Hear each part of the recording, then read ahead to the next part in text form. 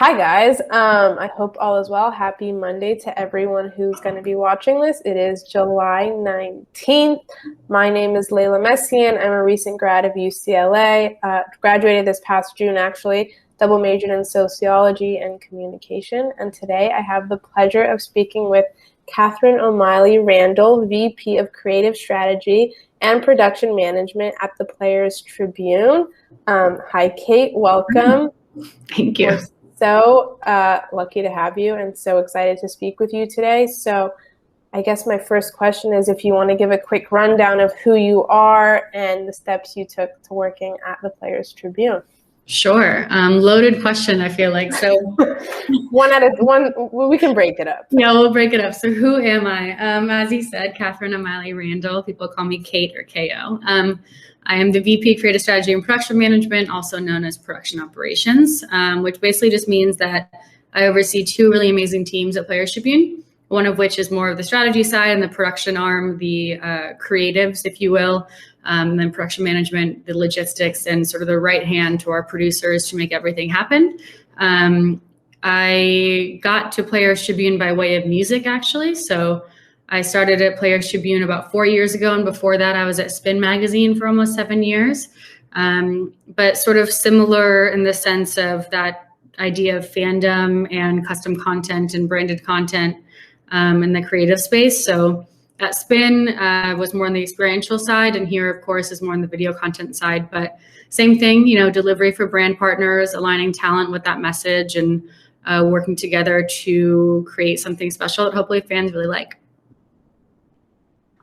Amazing. I think it's like really interesting how you went from music into sports. I think a lot of people really, they group sports and entertainment together, which I think is great. But I've also heard professionals be like, no, they're two completely different things. They don't deserve to be together.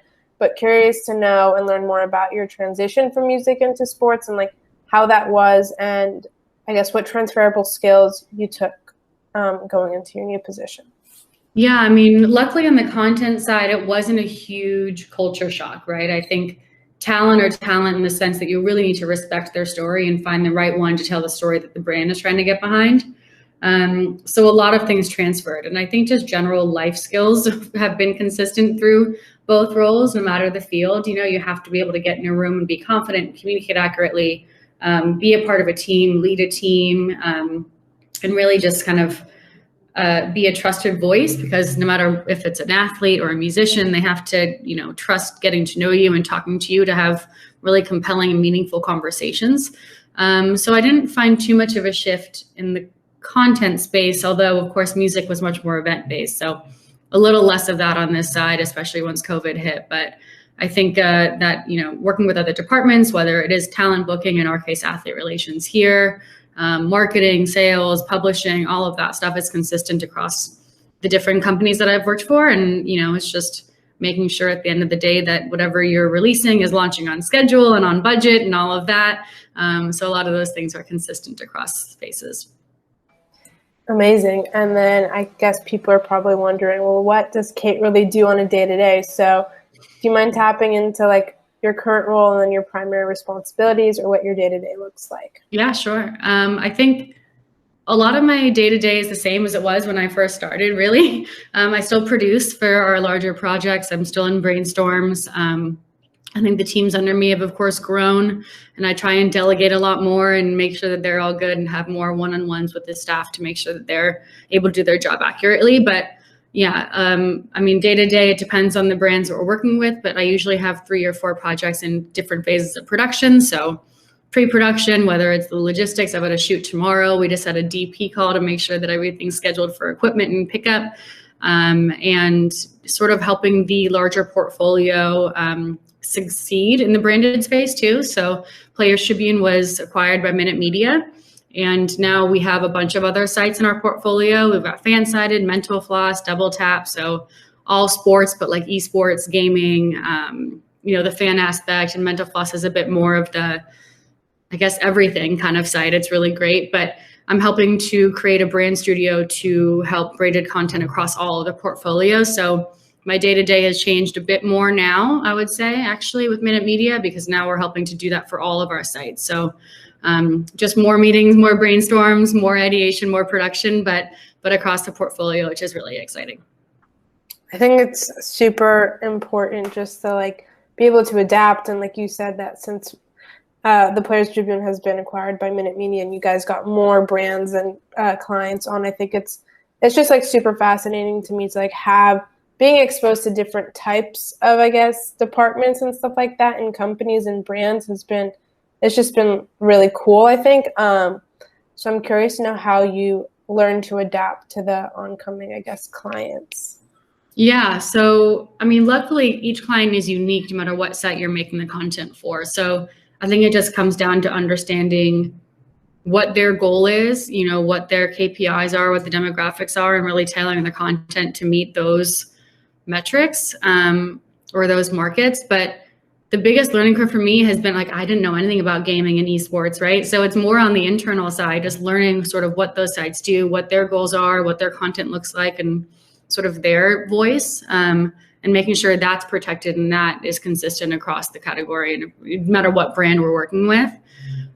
So yeah, I feel very much like continuous learning is important to my role. I'm actually enrolled in a course just for my own benefit to learn more about business, since my background isn't in business.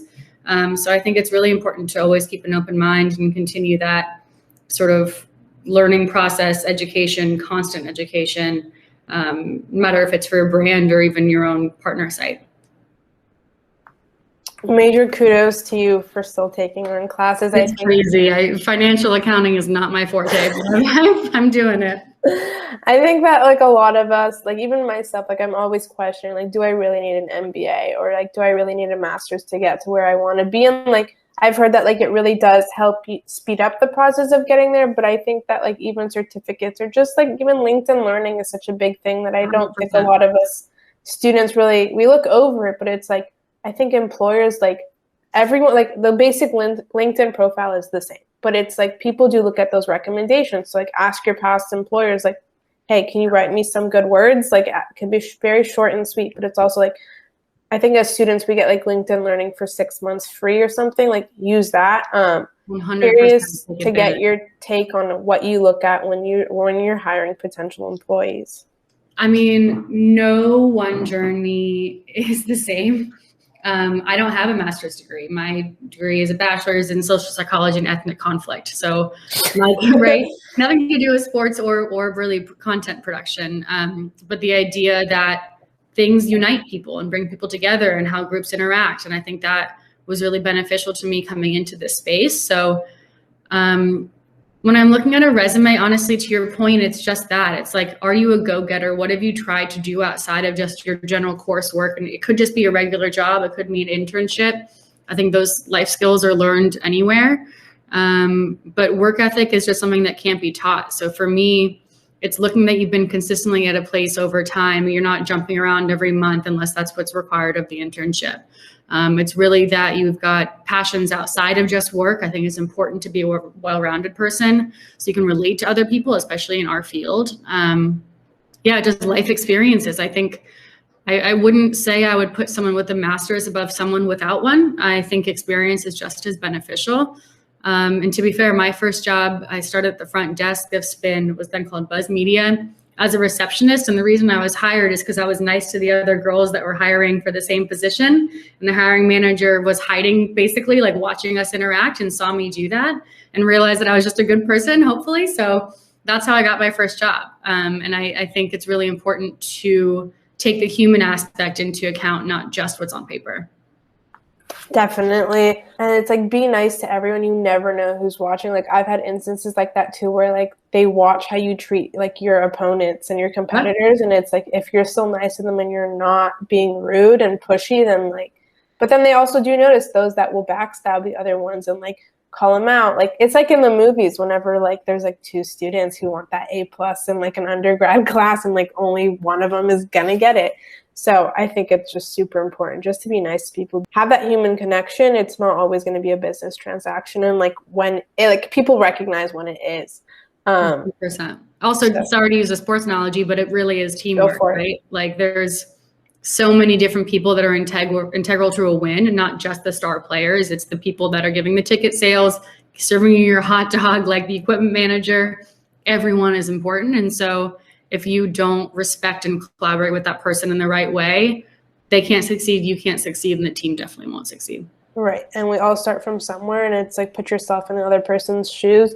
Maybe you skip that position that they're in, but it's like you had an advantage to be able to skip that position, and they didn't, so be nice to them either way. So that's our motto. Just be Life nice. motto for today, mantras. Yeah, exactly. Yes. But with that, also, I think sports, it has all of its perks. It's a sexy position. It's an industry that everyone wants to work in, but it obviously has its like challenges. Curious to know what key lessons you've learned from working in sports and what your favorite memory has been as well. So challenges, lessons, and favorite memory.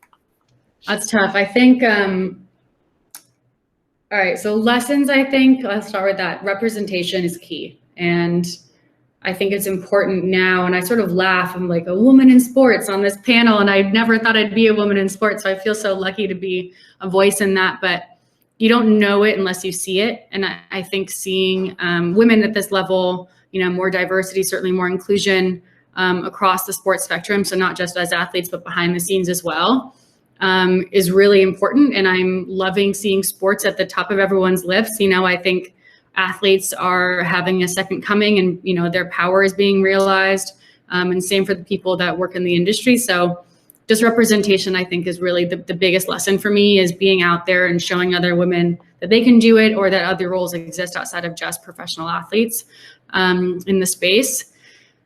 What I'm proud of are highlights.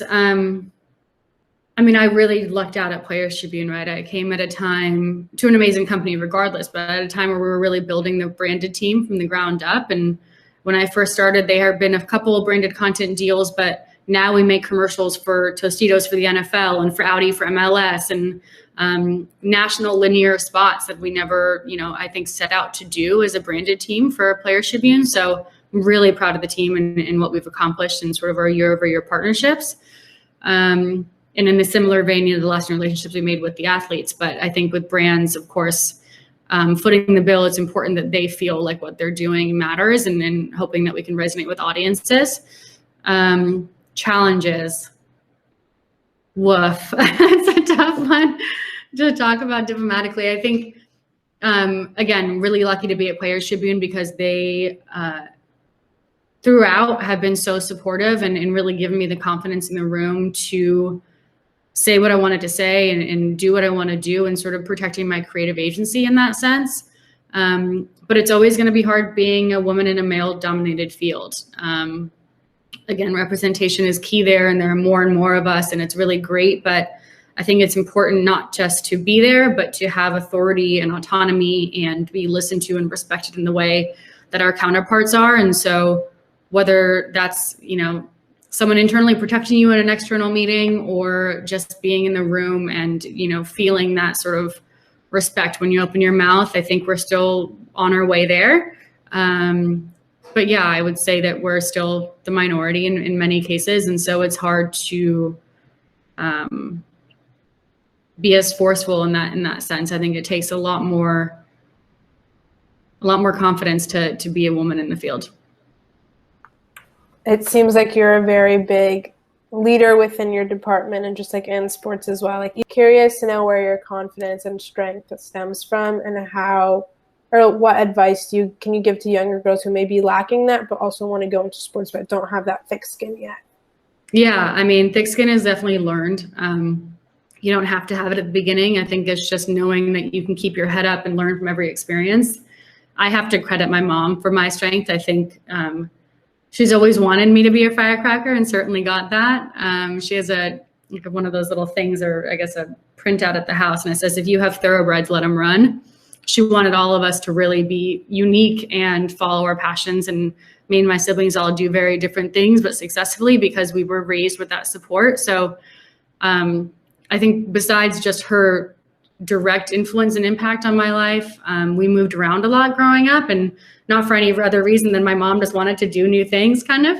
And so that sense of adventure and being able to go in a room and feel confident is something that I had to learn growing up, going to different cities, countries, states, for different parts of my life. I kind of realized that I had to know who I was when I entered that room to not be eaten up, you know, and chewed up and spitting out alive. So yeah, I think my past experiences definitely have allowed me to not only succeed, but thrive in this field, because I sort of have learned that confidence and feel strongly that if I don't know something yet, I'm ready to do it, and I'm a pretty quick adapter. Yeah, I think I don't feel like you have to have thick skin now. It's probably good that you don't, but you'll definitely get there. Shout out Kate's mom. Deborah, yeah.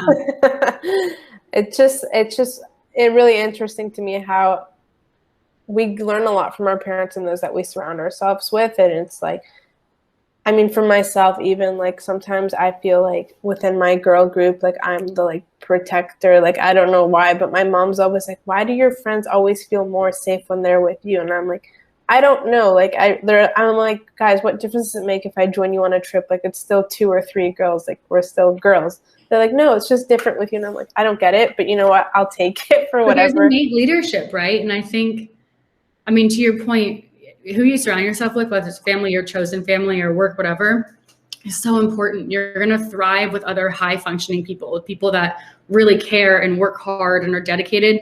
You'll match that in your own output. And I think it's so important to surround yourself with people that are smarter than you. Like I try and do that all the time. And as you know, growing up, I think again, it's like I was called Mama Kate, and I, you know, obviously not a mom or don't have kids, and they weren't my children, but the same thing. I was like, people sort of just knew that you had their best interest in mind, and that's something that continues in personal and professional life. I am literally the same way. Everyone's like, you're such a mom, Leyla. You're going to be a great mom. You're already a mom. And I'm like, oh, guys, I'm 21. Chill out. I'm 33 and I'm not there yet, so it's okay. There's no rush.